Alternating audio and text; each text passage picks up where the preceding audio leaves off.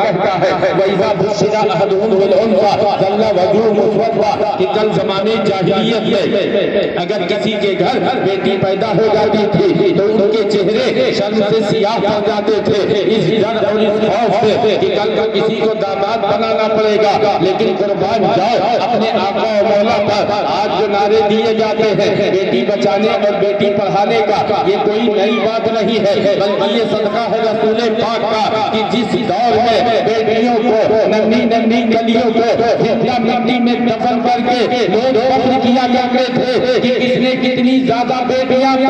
دفن کی ہے، اس دور میں اللہ کے نبی کے گھر جب آپ کی شہزادی آتی ہے، کون شہزادی؟ وہ شہزادی کہ جو جنتی خواتین کی سردار ہے، رسول پاک کے جگر کا ٹکڑا ہے، وہ شہزادی کہ جو حسنین کریمین جنتی جوانوں کے سردار کی ماں ہے، وہ خاتون کی جو مولائے کائنات شیر خدا کی زوجہ ہے۔ جب اتنی مقدس خاتون ہے تو ظاہر سی بات ہے انداز بیان اور ادب کے لیے اعلیٰ حضرت کی طرف رست کرنا پڑے گا۔ اعلیٰ حضرت کیا کہتے ہیں؟ سیدہ ظاہرہ طیبہ طاہرہ جان احمد کی راحت پہ لاکھوں سلام، جن کا آنچل دیکھا مہو محل میں اس رضائے نزاہت پہ لاکھوں سلام۔ آپ کے گھر آپ کی شہزادی آئی ہے تو صرف بیٹی بچانا نہیں بلکہ اللہ کے نبی نے جو عزت بخشی ہے دنیا اس کی مثال پیش نہیں کر سکتی، کیونکہ نبی کی کوئی مثال نہیں ہے، وہ بے مثل بے مثال ہے۔ آپ کی شان پہ اتنی بلند و بالا ہے کہ اللہ کے حکم سے 70,000 فرشتے تم کو سلامی دینے آتے ہیں، 70,000 شام کو فرشتوں کی جماعت سلامی دینے آتی ہے، جن کی شان یہ ہے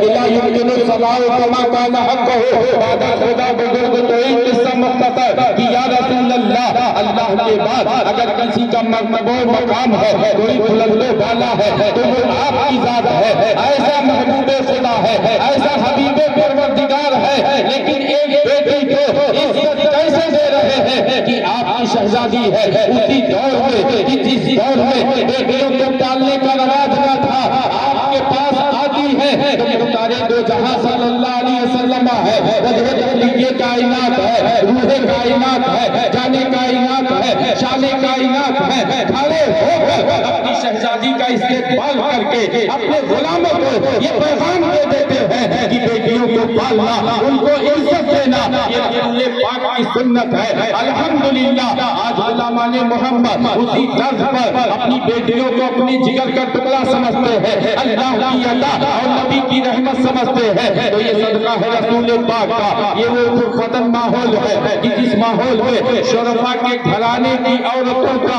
کوئی مقام نہ تھا، ان کی کوئی عزتیں نہ تھی۔ آپ ذرا ملاحظہ کرو کہ اللہ کے نبی صلی اللہ علیہ وسلم 12 ربیع النور شریف کو رات کے جاتے وقت اور صبح کے آتے وقت اس خاکدان گیتی پر کس شان سے تشریف لاتے ہیں، جو قرآن پڑھو قرآن نبی کی ناز نظر آتا ہے۔ اللہ فرماتا ہے وَمَا أَرْسَلْنَاكَ إِلَّا رَحْمَةً لِّلْعَالَمِينَ کہ اے محبوب ہم نے آپ کو کل جہان کے لیے رحمت بنا کر بھیجا۔ آج جب یہ سنی خوش عقیدہ مسلمان نبی کی تعریف میں محفلیں سجاتے ہیں تو بعض شرک و بدعت کا فتویٰ لگانے آ جاتے ہیں، آپ ان سے کہہ دو کہ ہمیں کسی کی نہیں ماننی ہے، ہمیں ماننا ہے تو اپنے پروردگار عالم کو ماننا ہے۔ اللہ کیا فرماتا ہے اور ایسی شان بے نیازی رکھنے والا ہے کہ اپنے لیے فرماتا ہے الحمدللہ رب العالمین کی تمام تعریف اس اللہ کے لیے جو کل جہان کا پالن ہار ہے، اور جب اپنے محبوب کو بھیجا ہوا تو کیسا ارشاد عطا فرماتا ہے، یہ ارشاد فرماتا ہے وَمَا أَرْسَلْنَاكَ إِلَّا رَحْمَةً لِّلْعَالَمِينَ کہ اے محبوب جیسے میں ذرے ذرے کا خدا ہوں اسی طریقے سے تمہاری مصطفی بھی میں نے ذرے ذرے میں رکھ دیا ہے، ہر عالم کے لیے تم کو رحمت بنا کے بھیج رہا ہوں۔ تبھی تو ہم کہتے ہیں وہ ہر عالم کی رحمت ہے، کسی عالم میں رہ جاتے یہ ان کی مہربانی ہے کہ یہ عالم پسند آیا۔ اور